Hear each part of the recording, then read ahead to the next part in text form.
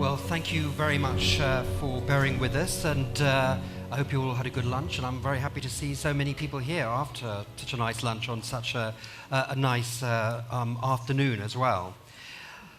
I think perhaps I was asked to, or chosen to moderate this panel because, unless I'm mistaken, I'm probably one of the few people in this room who's actually seen Russian troops in action, or certainly troops that I would bet a very, very large amount of money were actually Russian troops. On the 2nd or 3rd of September 2014, driving with colleagues from the rebel-held side of the road on the Sea of Azov towards Mariupol, which is the big city on the Sea of Azov, we came across a checkpoint, and suddenly the troops at the checkpoint were of a completely different order of the rebels that we had seen until then. Smartly dressed, smart demeanor, angry that Western journalists had suddenly shown up, and with modern telecommunications equipment in their ears like no one else we had seen until then had it. And they were angry because on the other side of the road there was a tank, and the road was going towards Mariupol, and the tank barrel was not pointing towards Mariupol or towards the Ukrainians a kilometer down the road. It was pointing out to sea. And as they told us to get out, we drove down towards the Ukrainian checkpoint, and suddenly we could see a column of smoke rising from the sea, which was a bit odd. And when we got to the Ukrainian checkpoint, they were like watching what the hell was going on. And in fact, it was a Coast Guard cutter, a Ukrainian Coast Guard cutter, which had just been hit. Well, I don't know whether you can hit a Coast Guard with a tank shell, but it was on fire and sinking at that precise moment. And yet, we all assumed that Mariupol would soon fall, that the famous land corridor would be built towards Crimea, and none of that happened.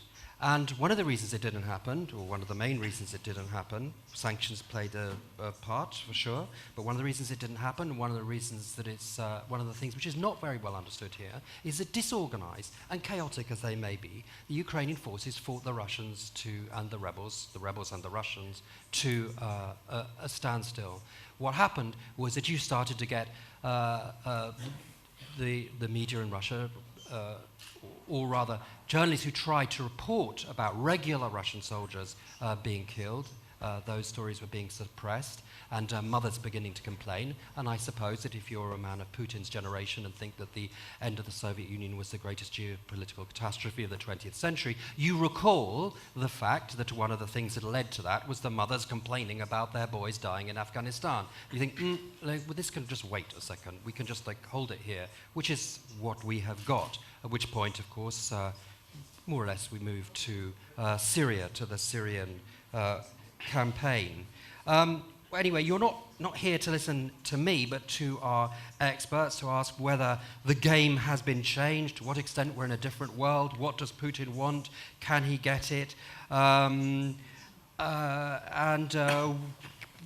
what will the West do to organize to stop him, can it be done? Geopolitics is back, but what does the future hold? So we have a distinguished panel, and I'm going to turn first of all to Andrei Kortunov, who is the Director General of the Russian International Affairs Council. In a couple of minutes, what does Putin want and what's he going to get? Or how does it look from Moscow? Well, thank you, Tim. First of all, I'm glad that I can be here and to share some of my humble ideas with this audience. Being a token Russian on this panel, I am tempted to put down a long list of Russian complaints about NATO and its performance over the last 20 years. But I will resist this temptation, not now and not here, not in this region, not in this country. We should still remember the NATO operation of 1999. Instead, what I'll try to do is to explain why, at least in my viewpoint, there is not much appetite in Moscow for working with NATO. Indeed, just recently we had a meeting of the Russian NATO Council, and it seems that some contacts are restored. However, not many observers are optimistic.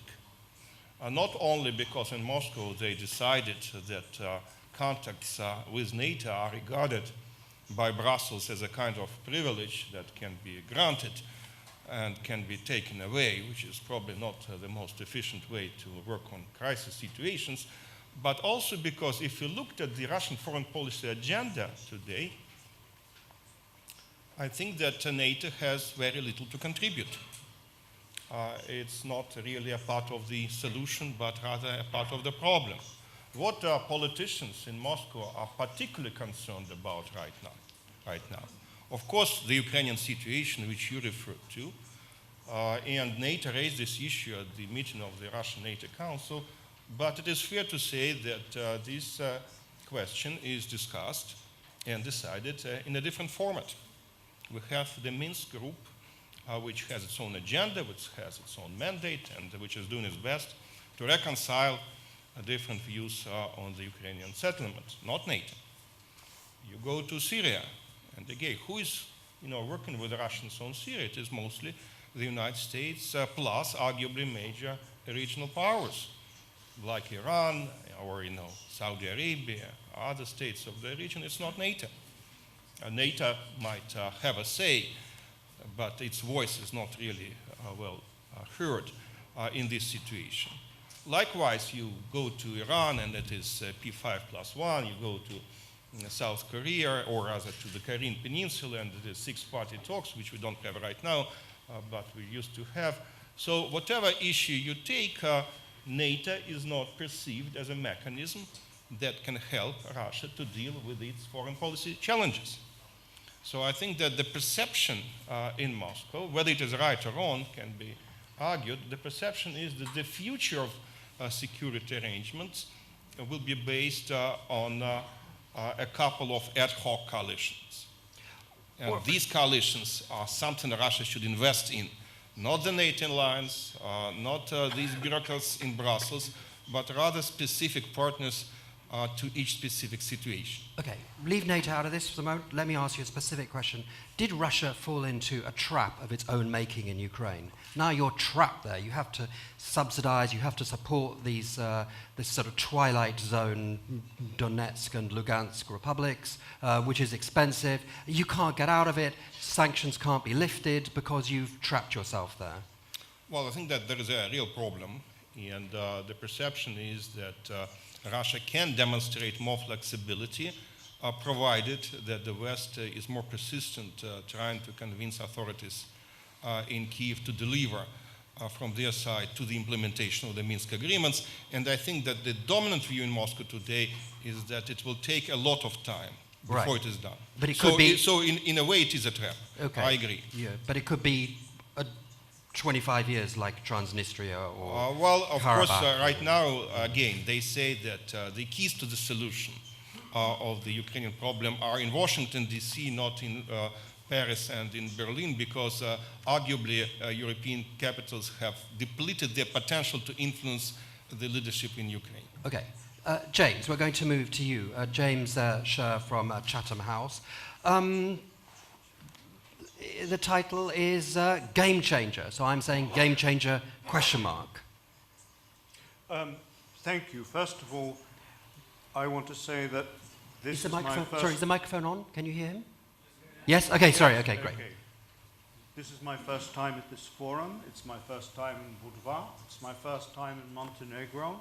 So I'm delighted and very flattered to be here. Thank you very much. And I can't resist saying Andrei Kortunov is never a token Russian. He's always a significant Russian who deserves to have an influence in Russia, which in today's Russia, unfortunately, he doesn't have. The essence of the issue is, of course, the one you mentioned, Tim, and I will put it in the following way. For some 20 years now, Russia has pursued influence, often aggressively, but broadly speaking within the framework and rules of the legal and treaty regime which we all, Russia included, put in place at the end of the Cold War. That legal and treaty regime for the West defined the end of the Cold War and made it possible for us to say it's over. What has happened since 2014, in essence, and in fact in declaratory policy, is that Russia has declared war on this system of rules and this Helsinki-based order, as Sandy Vershbow rightly said this morning, rightly citing President Putin. What I think needs to be understood better in the West than it is that this is not entirely a military issue. The military component is very significant, it's very visible in Ukraine, but it is a state issue. It is a whole of government effort that we are facing on the part of Russia. It is political, diplomatic, it is about information, disinformation, special service operations, penetration, and subversion.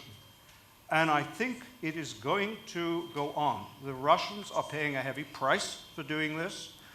They are determined to pay a heavy price for this. They derive a feeling of virtue from paying this price. But contrary to most of the Western establishments, a large part of the Russian establishment feels Russia is winning.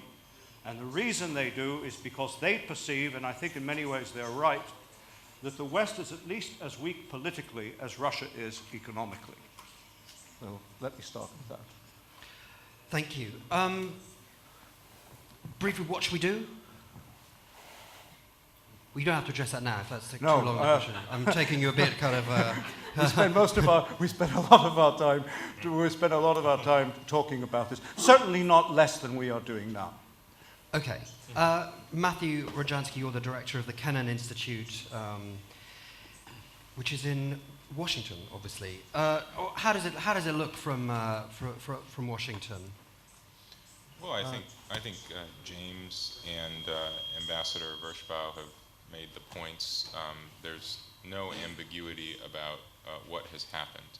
Much of what U.S. officials have spent the last 2 years articulating is about a factual narrative. So you yourself made the point, there are Russian troops in southeastern Ukraine. Russia denies it.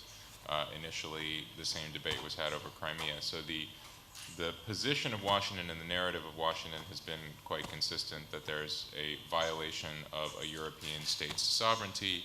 That was a violation of political commitments made under the Budapest Memorandum, a violation of commitments made under the Charter for a New Europe in Paris in 1990, and obviously the Helsinki Principles, and on and on and on. The harder question, of course, is what do you do about it? And what I tend to see from the vantage point that I'm either blessed or cursed to have, depending on how you look at it, in talking with Russians very extensively about this problem, is that we are actually structurally unable to have the conversation we need to have. What I mean by that is that we can move pieces on the map, so we can do reassurance activities in Eastern Europe, and we should do those for very good reasons. The Russians then can respond in their way, but at the end of the day, we all of us know, and James has made this point, that there is not a military solution to the new security problem in Europe, or the exacerbated security problem in Europe. At the end of the day, there's going to have to be a political, an economic, a diplomatic, and a security solution. The problem I see is that structurally, the way that American politics is now evolving, the direction that Russian politics has unfortunately long ago gone, we are not conditioned to do the sorts of things that we became ready to do after, let's say, a series of crises in the 1950s and 60s into the 1970s, which ultimately gave us this world order, which we're now so concerned has been violated. And I think if I could give you one watchword to help remind what it is that was different then from now, and that may be returning, it's fear. I think we recognized at that time, 40 or 50 years ago, that the consequences of getting this stuff wrong were truly civilizational. Literally, we could obliterate human civilization. I think if we're honest with ourselves, if any one of us asks ourselves deep down, for all of our rhetoric, for all of our sort of headlines and so forth. Do we really think that this is going to end in a nuclear exchange between the United States and Russia? And the answer is almost certainly not. And I think as long as we take that kind of gradualist, gosh, it's a shame, but we also have a whole lot of other problems approach to the core security dilemma in Europe, we are not going to be ready for a renewal of Helsinki, or even what the Russians have asked for, which I would argue against, which is a sort of new Yalta. But we're not going to be ready for any serious conversation about security on the European continent until we're more afraid than we are right now, and that's a very sad statement. To what extent in Washington are there voices who might say, actually, this quarrel with Russia over Ukraine is not worth it, and Islamic fundamentalism, etc., is the real threat, and I'm sorry about Ukraine, but we have a bigger fish to fry, and it's better to be friends with Russia and fight the common enemy together. Is that something that's said in Washington? Well, the beauty of Washington is everything is said. It just sort of depends on the time of day. Of course, there are people saying those things. There's a kind of well, are they important people? Yeah, from time to time, or there are elements of that in what important people say. What I haven't been able to detect, and what I think we have a lot of trouble constructing now in Washington, is the elusive, the unicorn of the comprehensive approach, right? The thing that takes Syria and Middle East stability and Afghanistan and counterterror and global challenges, the likes of climate change and so forth, and ties it together with the institutional framework, the European project, transatlantic trade relations, and then ultimately the status of individual cases like Ukraine, Georgia, and so on. That's a hard thing to do. It might be just glib to say that, we did that with the Marshall Plan and we forgot how to do that. It's a different generation. This is not a generation that has the World War II memory even remotely close to it on the Russian side or on our side, as important as the rhetoric about World War II is on the Russian side. I talk to Russians of my generation, and there's nobody who's saying, what we went through was so horrible we can never repeat it again. And so that's this absence of political will. Let me close by saying this. I think there's a troubling, destructive, or actually really constructive interference between two lines of thought in Washington right now. One of them is what you cited already. We have other priorities, so we can't really afford to make our stand with Moscow on Ukraine. This is the sort of Moscow's won because they care about it more. That sort of constructively interferes with, and we end up in the same sort of helpless position, folks who say, no, we can beat the Russians. We can win. We just have to arm the Ukrainians. We just have to deploy more and more and spend more and more in Eastern Europe. The implication of which is that there is, in fact, a military scenario. Maybe it's a misinterpretation of Reagan in the 1980s that we spent the Soviets into their own destruction or something, which is a misreading of history. But these two things come together with the answer being simply that we accept the status quo and we deepen the military confrontation. Do you have a kind of preference for choice one or two? Look, as long as we can't have a conversation with the Russians where we find out with certainty whether the biggest problem is that they misunderstand what NATO is about. Andrei made this point. He said, looking around in Moscow, nobody thinks NATO is a part of any solutions. Conversely, most people think NATO is a threat. So if that's Russians' understanding and they proceed from that premise, then clearly we have to clarify for them what NATO is about and that it's not a threat. But if Russia is what senior American leaders have said, a 19th century style imperialist power that is simply looking to aggrandize its territory with any opportunity, then what we need to do is draw a hard and firm line, reassure our allies, and say, you cross this line and we will strike and you'd better believe it. And the problem is because we can't know for sure, and because there are probably elements of both, we have to do both. Right. And that's what we're doing. James, I can see you nodding your head, but before you jump in, I'm going to ask Boris first to tell us how does it look from Berlin or from Germany? Yeah, first of all, I want and to Boris, say... Sorry, I should introduce a journalist, a distinguished journalist from Germany, Boris Reitschuster. After 16 years in Moscow, Montenegro looks like a little bit like coming home for me because so much Russian science, Russian restaurants, everything. So I was a little bit astonished because it was a little bit like coming home, so much Russian science here anywhere. First of all, our title is Awakening of Russia. I would question this, because I would rather say awakening of Soviet Union, or even awakening of Stalin without communism, because I don't think it's Russia what we have, what's awakening now. I think this is kind of misunderstanding. And we have so much misunderstandings, especially in Germany. I'm really astonished that Germans have forgot history so much. And when Germans try to understand Putin's policy, it's like they're thinking about a chess game, yes? They're thinking, oh, Putin makes this move, he moves with his queen, what is this about? But he's not playing chess. Change of games, it's a good point. He's playing an absolutely other game. It's called Chapayev in Russia. It's when you use your chessman, your pieces, for attacking, for beating your opponent, yes? And so while we are thinking what is his next move, he may think about which part of your body he will put the queen on. And this is a colossal misunderstanding. And I think we have really a change of game, and it would be a big delusion to think that the Islamic threat is the bigger one. I think this one is a much bigger one.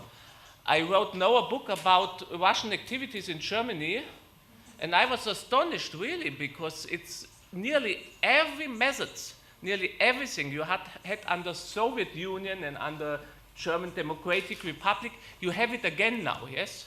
Yeah. It would be a long, singular story. And I think if you go a step further, you have some kind of conclusion, of clash of political civilizations at the moment. On the one hand, you have the Western civilization which the Western Rus, the old Rus, was part of. Yes, the Kievskaya Rus was part of this Western world, and some part of Ukraine is still under this tradition. And on the other hand, you had this Eastern Rus, which is was developed under Genghis Khan and the Mongolian influence, and which has an absolutely other understanding of politics. And let me tell one least story to make you an example. When these two cultures, these two Russian cultures clashed, it was in 1653 when the Cossacks made an alliance with the Russian Tsar, and they made in Periyoslavl. And the Cossacks were waiting for the Tsar, and they wanted to make him, to swear him, to guarantee their rights, to guarantee the rules. And the Tsar never appeared there. He sent some man, and this man was really astonished. He said, you are the little man, and you want that the Tsar swears something to you. You have to swear that you will that you will do everything the Tsar says. And these two cultures clashed them, and we have a clash of these two cultures now again. And our big problem is that it's hard for us to understand this, especially in Germany. And I think Germans are very tempted to think in some illusions and to be in quite a denial about this. But what about Mrs. Merkel? Is she in denial, or does she understand the threat? There's one thing I didn't say. I should have spoken about Western Germans who are in denial, and Angela Merkel is Eastern German. And that's a very big difference. So she knows everything about that because she was raised in Eastern Germany. She was raised in the Soviet system. And so she understands things our former Chancellor Gerhard Schröder would even never understand if he would 5 years be at the university and study it, because it's an absolutely other psychology. And Angela Merkel understands Putin very well. And that's why on the one side he respects her, and on the other side, he's a little bit afraid of her. Great, okay. Robert, we're now moving to Robert Pschell. You work from, obviously you work at NATO. Two questions really for you. Is it a game, have we been through a game changer? Is it a game changer for NATO? And Andre here says that your organization is irrelevant. Is it? Well, of course it's not, but can I start just a quick remark on Boris, because it's fascinating, this comparison chess to Chapayev thing. I mean, I lived in Russia just recently 4.5 years, and I've noticed people still in some parks play chess, so it's kind of popular game. But if you look, it's very much a top-down society in many respects, so what is the importance attached in this sort of, the national, important activity game? Ice hockey team, when they lost, that was a big thing. But the fact that Russia has not produced a world chess champion for many years doesn't seem to be such a big thing, which is interesting. By the way, he's Norwegian, like the Secretary General.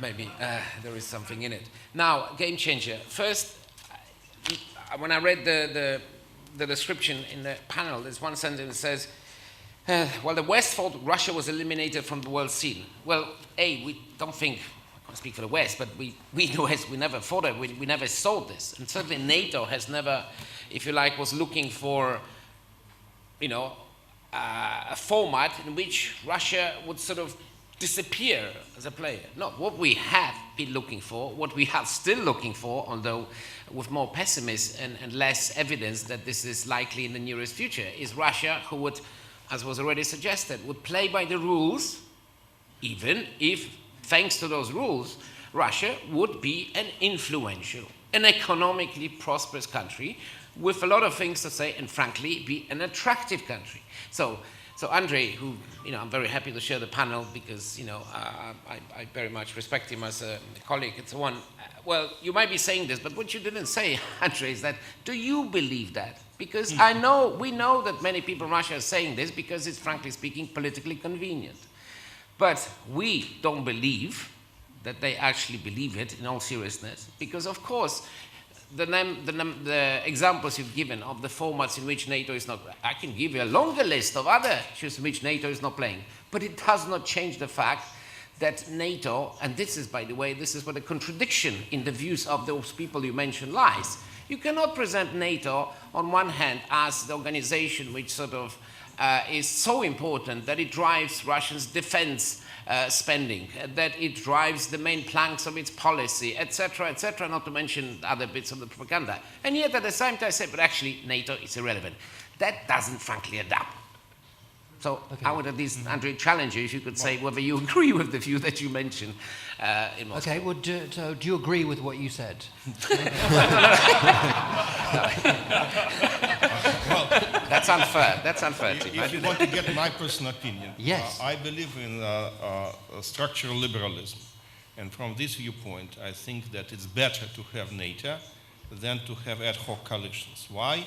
Because NATO has its procedures, it has its legitimacy, it is more predictable than potentially ad hoc coalitions that can be used in exchange of NATO. Right. So if the United States, for example, or any other country puts together a coalition of the willing, which is accountable to nobody, which doesn't need any approval of the United Nations, I think that for Russia's interests, and not just for Russia's interests, for everybody's interests, it's worse than to have the NATO procedure which has its own limitations and its own rules of engagement. Okay, fine. I'm going to ask you two more questions before we move on. And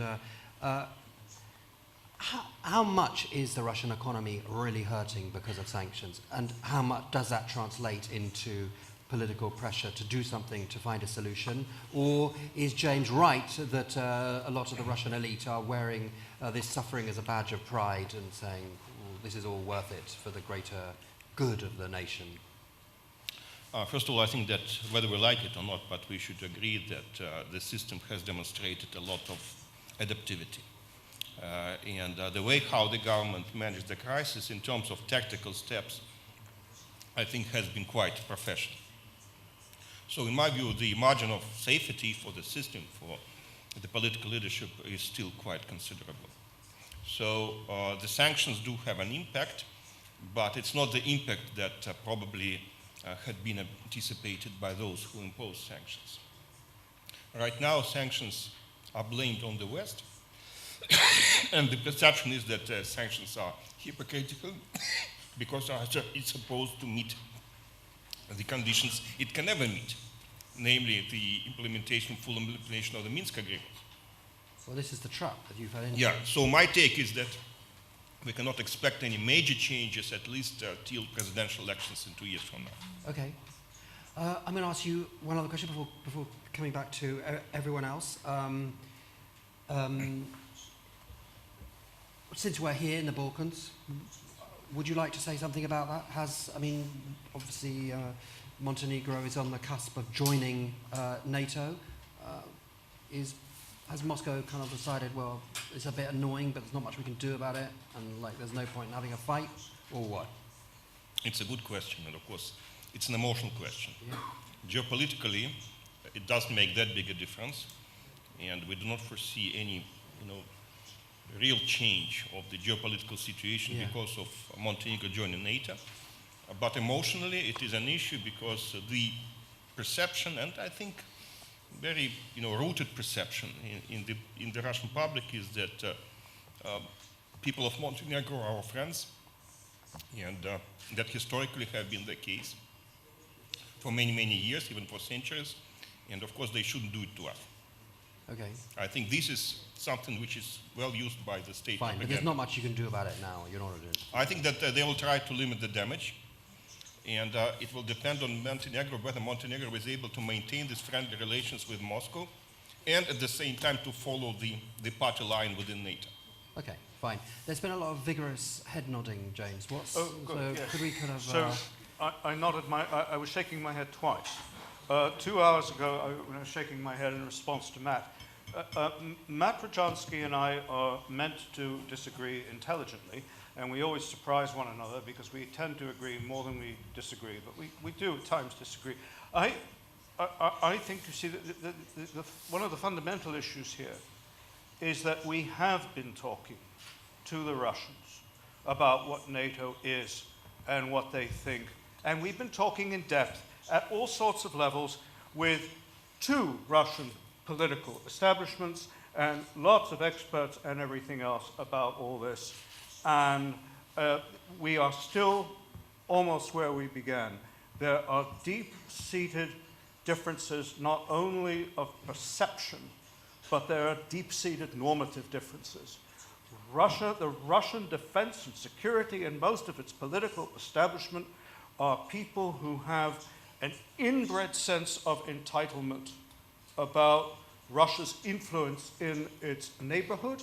They have an inbred sense of defining threat, not so much in terms of someone else's intention or purpose, but in terms of space, who occupies space, who controls space, irrespective of who lives there and what they think. And there is also this very strong sense that when we talk about equality, we're talking about equality between great powers. Basic fundamental rights of the Helsinki system concerning small powers, and this is where Montenegro comes in. These rights are limited. And it's very interesting when it comes to Montenegro, since you've opened this Pandora's box.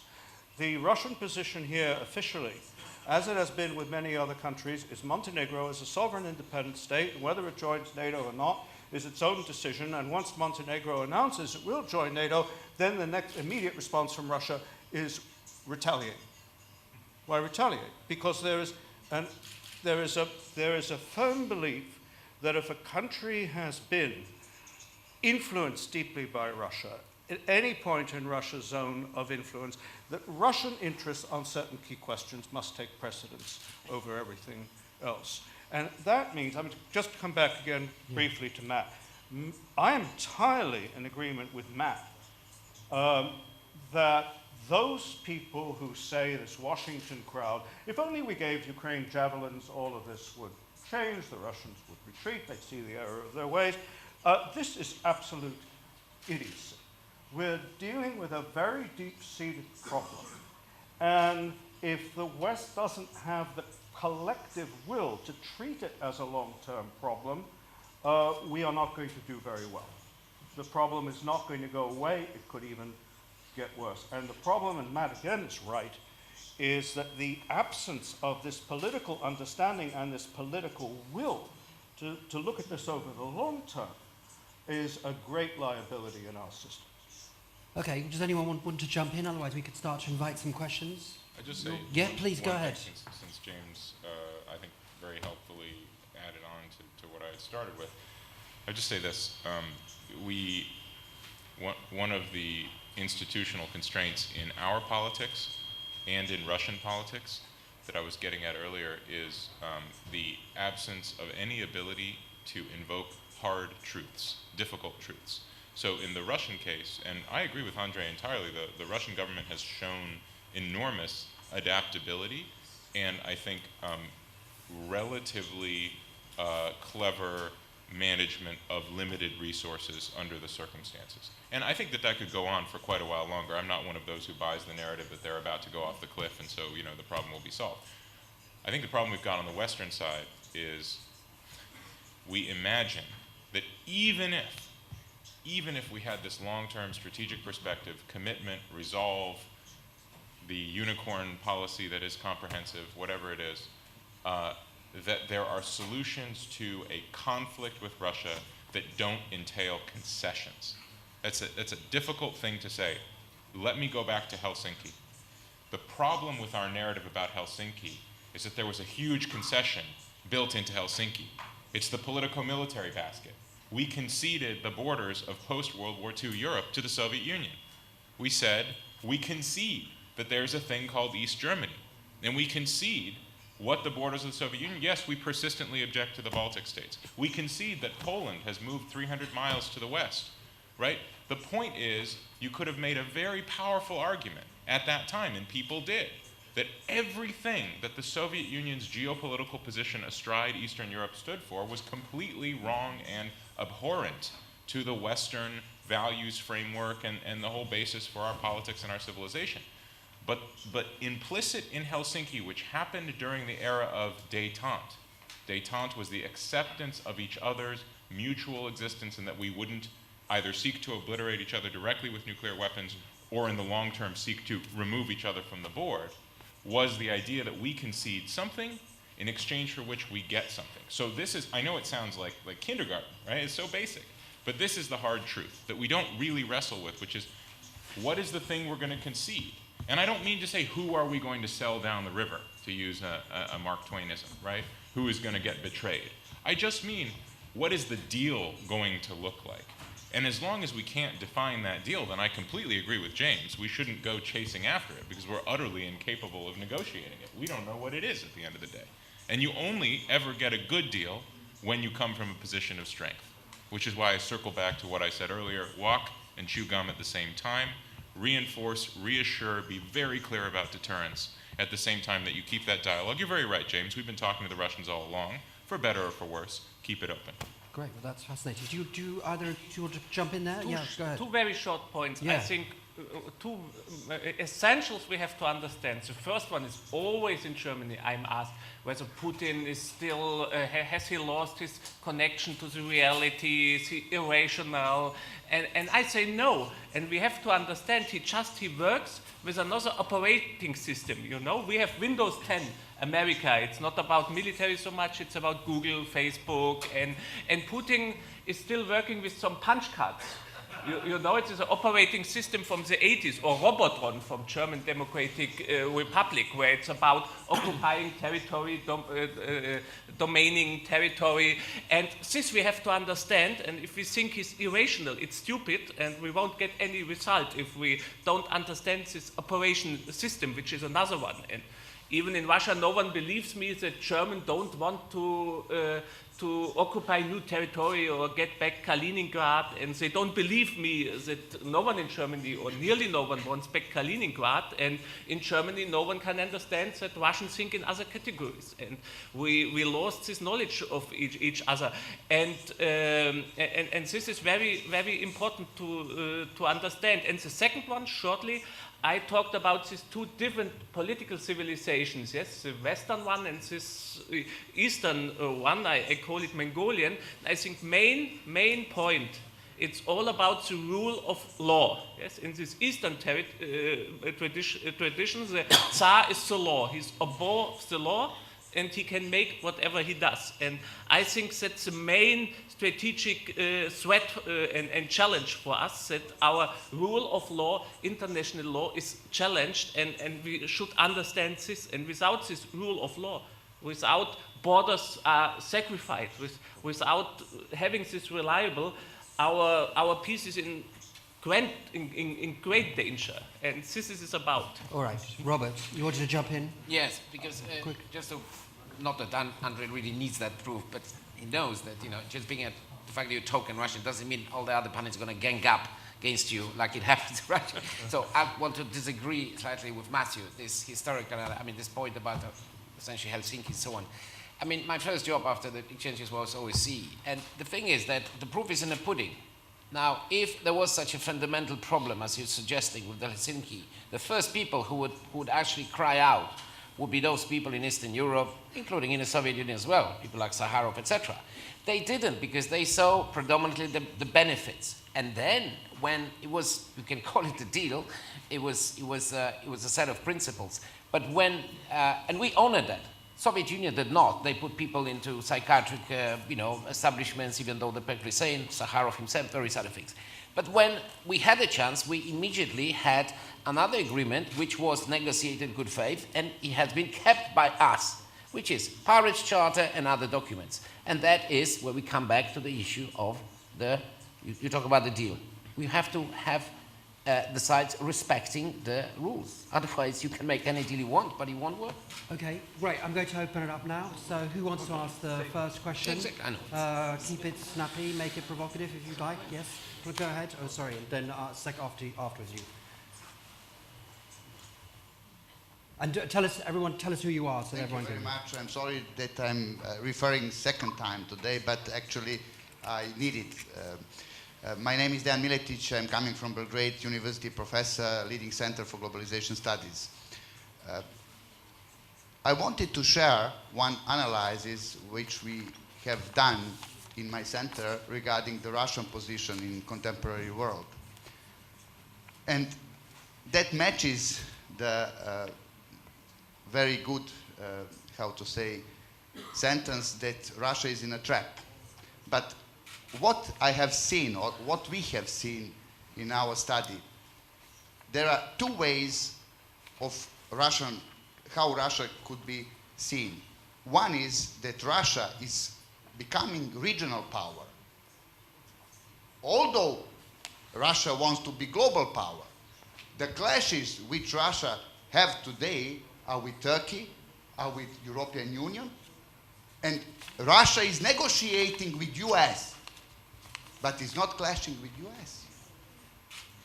Second very important issue which should be considered is that the whole expenses which Russia has, US don't have. US is supporting, Europe is paying, Turkey is paying, and on the other side, Russia is covering all the issue for their side. That means that everything is clear, as Tim already said. The trap is set, Russia entered the trap, and it is question of time. Somebody mentioned the deal, but for deal you need two sides. One side maybe wants deal, but why US will hurry to have a deal with Russia? Because US is far away of the conflict. Thank you very much. Okay, well that's more of a comment. Hear how Mr. Kurtunov is thinking. Let's just take it, Ambassador Vershba, and then we'll have a reaction. Thanks very much, Alexander Vershba from NATO. First of all, I wanted to make a comment and then ask a question to Andrei Kartunov. Matthew's point about we don't have enough fear to drive us to some kind of accommodation. I'm not sure I buy that. I think the problem is that we actually are very worried that Russian provocative behavior could lead to an incident that could escalate. And we're trying to engage the Russians in discussions on how to manage this relationship, and they don't want to engage. It does take two to tango, and they don't seem to want to dance. But the more fundamental underlying problem is basically the only terms that Russia seems prepared to accept right now are ones in which we concede their domination over the former Soviet space. And that's simply morally, politically impossible for the West to do. Even some realists say, well, we should Finlandize Ukraine or create some kind of deal in which we consign these countries to permanent neutrality. That might work in the short term, but it would probably just whet the Russians' appetite. And at the end of the day, in the 21st century, the people of these countries have a vote. They're not going to accept being Finlandized, or whatever the term is, for forever. In fact, Finland may not accept that either. So we do have a fundamental gap where Russia wants terms of a deal that are simply unacceptable to the West. But the question for Andrei is on this irrelevance of NATO point. I think you can find areas where NATO is not the lead actor, and that's, we never pretend to be the globo cop who is in charge of all the world's problems. But there are a lot of key areas where NATO is the right interlocutor, and Russia doesn't want to engage. This is a trend that precedes even the annexation of Crimea. In 2013, Russia broke off dialogue on missile defense when NATO was offering an extraordinary solution involving combined planning, combined operations. We would integrate our missile defense systems, which would be a pretty good way for Russia to get over its concerns about our system. Russia broke off those talks. The same applies to talks on non-strategic nuclear weapons, where we could become more transparent and maybe reduce tactical nuclear weapons. Confidence building measures, arms control. NATO's the place where the policy is made, even if the negotiations take place in Vienna. Russia doesn't want to have any part of discussions on modernizing the Vienna document to add more predictability, more transparency to the relationship. So my conclusion is Russia doesn't want to cooperate with NATO. It wants the appearance of dialogue to get out of this sense that it's been isolated and marginalized. But when it comes to actual practical business, Russia prefers to keep NATO as the enemy, and cooperating with NATO would go against that goal. They need NATO as the enemy to justify the repression at home and the aggressive foreign policy. And we have to therefore steel ourselves for a period of long-term strategic competition in which we try to manage the relationship, but we're not likely to reach any global accommodation anytime soon. All right, thank you very much. Well, there's two, that was really all directed at you. Well, I think that the real challenge for Russia is how to live in the world where NATO is the main security provider. You should either join NATO, which is very difficult for Russia for many reasons, and I don't think that it could have happened even if we tried very hard, or you get marginalized. And I think that the Russian NATO Council, when it was designed, was an attempt to get as close to an actual membership to NATO as possible. And as you recall, there were disappointments in Moscow because the perceptions in Moscow that NATO never really took seriously this Russian claim to be at the table and to participate, if not in the decision-making, at least in the discussions on important issues. Now, I agree with you that we were close to getting a deal on BMD. I think it was a little bit early. I think it probably was in 2011 after the New START agreement was signed. And I think that if not for a chain of unfortunate coincidences, probably we would have come to some kind of understanding. Specifically, if you recall, the Tauscher-Rybkov consultations, they were close, and I spoke to both of them. So I think it is really unfortunate that we couldn't get there. But getting down to the situation as it stands right now, if we assume that NATO is an opponent to Russia, we have to accept everything which comes with that. And most importantly, what we have in Europe is a situation of a major asymmetry of capacities. Simply said, NATO is much stronger than Russia. So if you are a weaker side in the conflict, what do you have at your disposal to compensate for the weakness of your capacity? Basically, Russia does, maybe in a different way, but what NATO did during the Cold War, it tries to rely on tactical nuclear missiles, and it rejects the idea of no first use. It might be cynical, it might be dangerous, but this is how they want to equalize the chances. And likewise, what Russia is doing, again, I think that this position can be considered dangerous and even reckless, but it's strategic ambiguity. Or if you put it in a more cynical way, it's brinkmanship. So I think that unless there is a way to convince the Russian leadership that it can enhance its security by taking a more cooperative approach to NATO, Russia will have to rely on these very unfortunate and potentially harmful tactics. For example, someone mentioned Kaliningrad, and I can tell you everything that I spoke about with our military suggests that Russians are concerned about military advance in the direction of Kaliningrad. And that's exactly why they want to put Iskanders there, because this is how military think. They say this is the capacity, the United States has its military exercises in the Baltic Sea, and we should watch for potential NATO aggression. As simple as that. Question from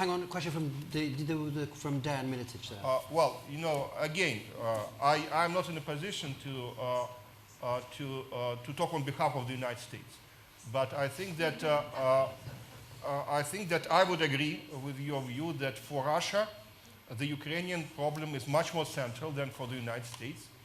Russia has to pay a much higher price than the United States can, and that's why I think there is an asymmetry of comparative importance. So the United States probably can live with this conflict for an extended period of time, because this is something that can discipline the NATO alliance. It will keep European member states in line. Potentially, this conflict might help the United States to redraw European energy markets in the favor of American producers. So there are many ways. Again, if you put aside, of course, the emotional dimension of the picture, but for Russia it would be much more difficult. So I think that the logic which we see coming from Moscow suggests that the United States doesn't want to let Putin out of the trap. Okay. So, I think everyone. Well, okay. Let's James just do it in order. James, go jump in, please. If I may just respond to one comment that Andrei made. Am I? Sorry, nothing. Oh, go sorry. ahead. Go. Okay, I didn't know what you were pointing at. Look, I think one needs to understand that Russia's declaratory posture today about nuclear weapons is not simply a matter of reckless rhetoric. There has been, since the Georgia War, a steady, progressive, serious, very costly investment in giving Russia a war-waging capability. And it has, with all of its deficiencies, been very successful, and it is a capability that integrates what the West likes to call hybrid warfare with what we like to call conventional warfare and what we like to call nuclear warfare. Lots of people still put these in separate compartments, and in this whole conception, there should be no doubt the nuclear weapon in Russia is not simply regarded as a weapon of deterrence, it is regarded as a weapon of de-escalation in a local and regional war. So, again, long-term issue. If I may just make one brief comment in response to the first comment that was made. I think that President Obama's statement that Russia is merely a regional power is one of the less astute and impressive statements that he has made. Not only because it's rejected by Russia, not only because this is belied by its position on, in the P5 of the Security Council, but it is so obviously contradicted by what has happened in Syria without opening that Pandora's box. What has happened in Syria has been a very astute, well thought through, professional application of the principle that war is a tool of policy. Great. Okay, Matthew, everyone to keep it snappy because I want to Sorry. ask more questions. Yes. Go ahead. I just want to offer maybe reductionist framework, but I think a really important one for thinking about this concept that keeps getting raised, which is playing by the rules, world order, European security order. It will always be a crowd pleaser to talk about how great our rules are, because they are great. And the question that matters is, do they work? But unfortunately, unlike traffic lights or normal rules in a domestic context, there's no one who enforces those rules. You have the problem of the international system. And for better or worse, I think mostly worse, my graduate education is as an international lawyer. Well, let me tell you, there are two sources of international rules. One of them is deals that countries freely agree to and sign. They're called treaties or conventions. And the other one is practice. It's what countries do and what people say they do. Practice and opinio juris, it's called. So it's really great when those two things coincide. And for the better part of a few decades in Europe, they did, right? We more or less did what we said we were going to do under the convention. The problem is now they don't coincide anymore. And we have two options for getting the behavior of countries. Let's name Russia as one of those countries, but there are other countries, by the way. Armenia and Azerbaijan are back at war again, I should add, and I think there are some other potential cases in Europe. We have two options to get them back to the deals that they all freely sign, as Mr. Schell rightly pointed out. Option one is we coerce them. We invent an international policeman where there isn't one before. We seem unready to do that, and NATO seems uninterested in playing that role. I'm not sure that it should or it shouldn't, but it's pretty clearly not headed in that direction.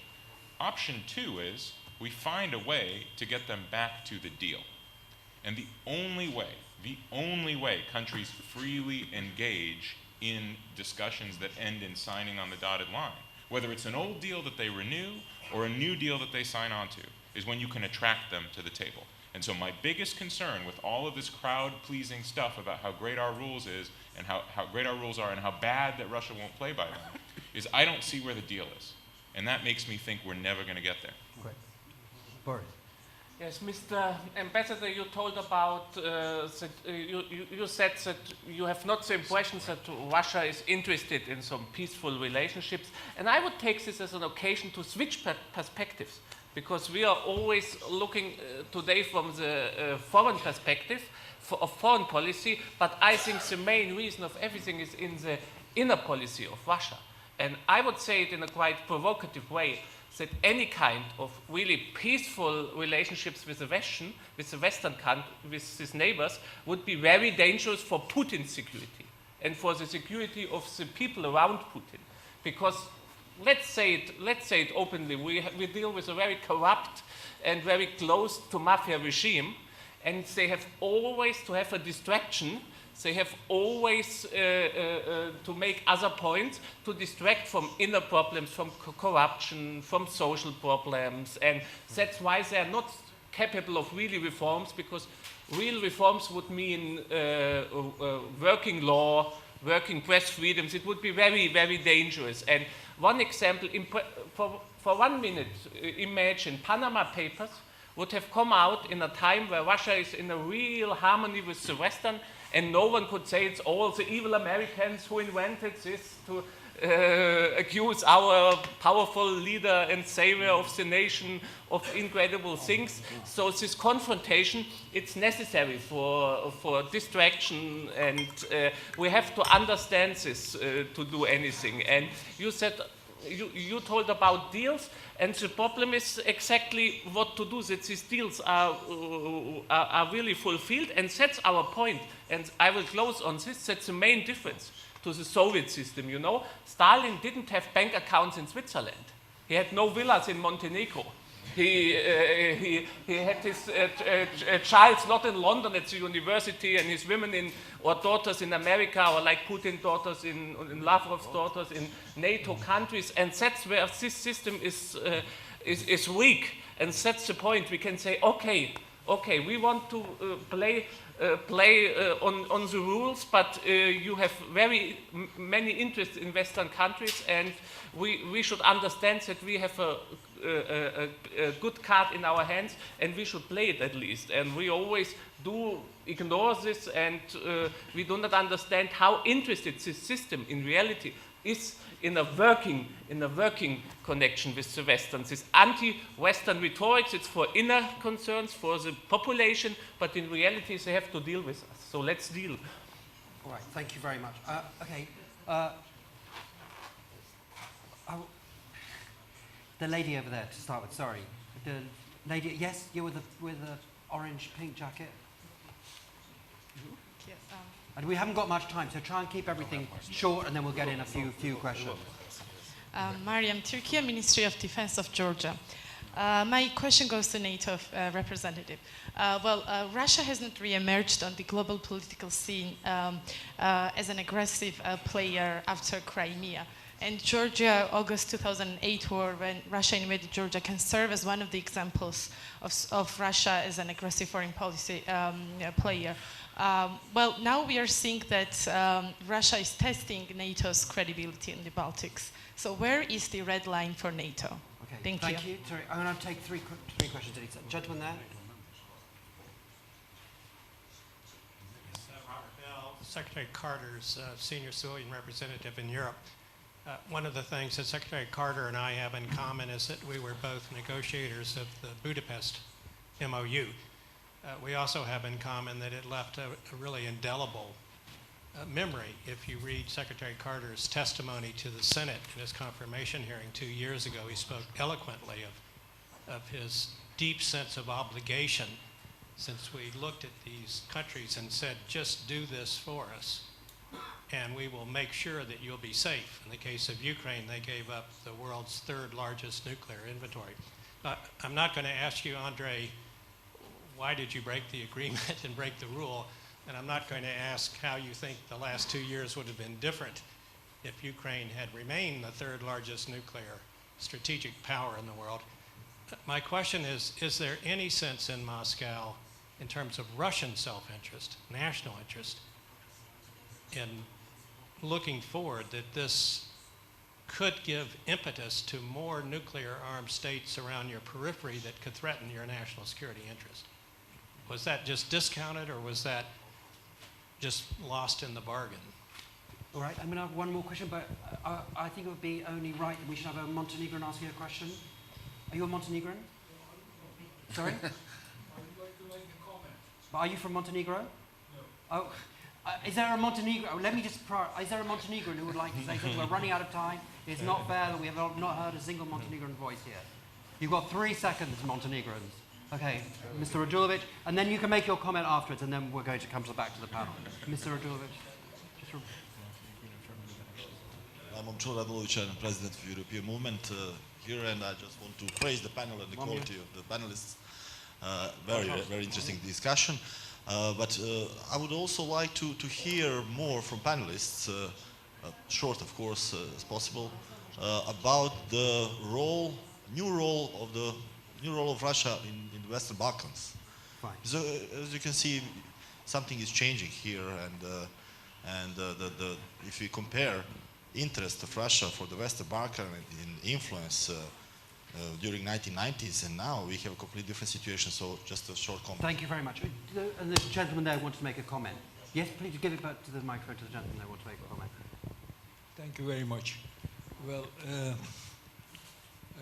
I'm from Turkey. I'm a retired ambassador who has worked 4 years in Moscow, but long time ago. So I know Russians, and I know Turkish-Russian history. Historically, we are the most experienced nation who has traditional conflict record with the Russians.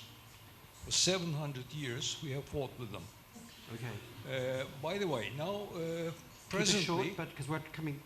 Yeah. Please, but just keep it short because we're running out of time. Okay. Yeah, I mean, recently you might all remember that a Russian plane was shot down in Turkish airspace.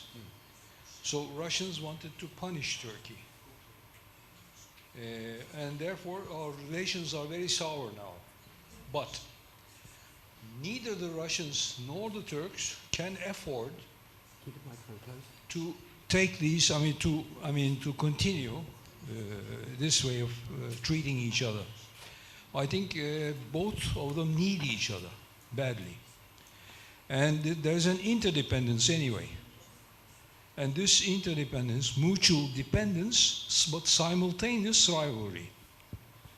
That's the explanatory wording of Turkish-Russian relations.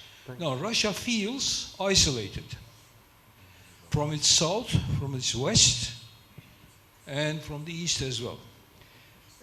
Turkey feels isolated by Russians from its south, from Syria, from Ukraine and Crimea and Black Sea. So therefore, I mean, it's a mutual, interesting rivalry with interesting need to cooperate, because Turkey is dependent by 65% of its energy sources to Russia. Dependent. Russia is dependent on Turkish construction sector and its tourists to enjoy millions, 4 million Russian tourists to enjoy Turkish coasts and sunshine. And now all these things come up to tell me that Russians had to turn into hard power rather than soft power, which is fashionable nowadays between international relations between different nations. But soft power is the, normal way of treating each other. But Russians preferred in Syria, and before that in Crimea, to use their hard power. Hard power, they wanted to prove that it is not anymore outdated. It is being used and it could be deployed. So these are the remarks which I would like to make, not to keep you too long about my comments. You can think about these. Thank you. And you can just make comparisons with their relations to other nations. Great, thank you. I'm sorry to hurry because we're running out of time. Robert, I think the question for you, what's NATO's red line? Very quickly, of course this is a very important question because, okay, if I wanted to go further, and maybe one should, is, if you mean it in a military sense, of course, it's not a psychological line, it's not line in the sand, it's simply the territory, the borders of the NATO countries. That's what Article 5 stands for in the simplest way. Of course, if you go beyond that, there are actions like Russia took in Crimea and then further in Ukraine, which were also kind of red line, because that is the reason why the allied countries have decided to suspend cooperation, because we simply could not do business as usual with the country who was violating these norms in such a big way. But there was also a question on the Western Balkans, and this is interesting because I remember the times, and perhaps worth reminding, when it's the first time we actually used, and it was used for quite some time, the term one team, one mission. It was not actually about a NATO operation, although it applies as well. It was used concerning cooperation between NATO and Russia, Bosnia. The reason I'm mentioning is because there is a certain mythology associated with the fact that somehow this kind of relationship, and this is how it's portrayed, has to be antagonistic or rotational because our interests are so different. Well, that is just not true. Our interest inside, when we have, if you like, similar goals, which is about stability and avoiding people, for example, killing each other, which I hope you agree on. But the problem is when we don't build on this potential, but because one partner in that relationship decides to basically go off in a different direction, has a completely different agenda. And a lot of it, I do agree with Boris, is, frankly speaking, to do with domestic issues, which we don't have the time to explore, but I think it's absolutely fundamental. Great. Budapest Memorandum. Do you want to talk about that? That was the question. A question about the Budapest Memorandum there. Yeah, well, you want me or you want I think it was directed at you, to yes? Me? Yeah, I think the Budapest Memorandum question was directed to you. Well, I think that how can we explain the attitude towards the Budapest Memorandum and the current conflict?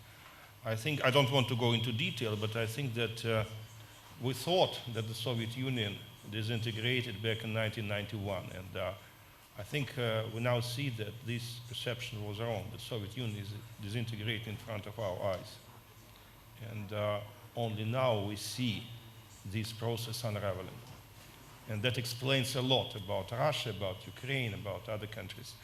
Speaking of nuclear weapons, I think that, of course, Ukraine couldn't have maintained its nuclear capacity for 20 years, given how the country was mismanaged and given the poor state of state leadership, it was impossible. Ukraine could have maintained a dirty bomb, that's for sure, but probably not much more than that. I think that the prospect of Russia being surrounded with nuclear weapons is not considered right now seriously in Moscow. But as far as non-proliferation is concerned, I think it is a priority, and that explains the current Russian attitudes towards Iran and towards Northern Korea. And Western Balkans. That was Mr. Radulovic was asking you about Russia and the Western Balkans.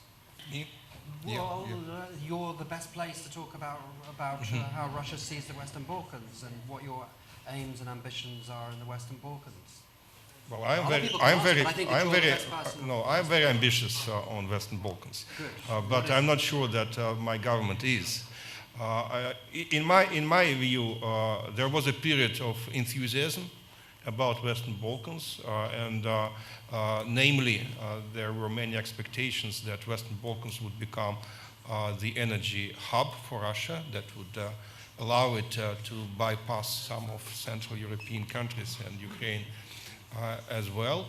I think that this interest started to fade after the death of the Southern Stream.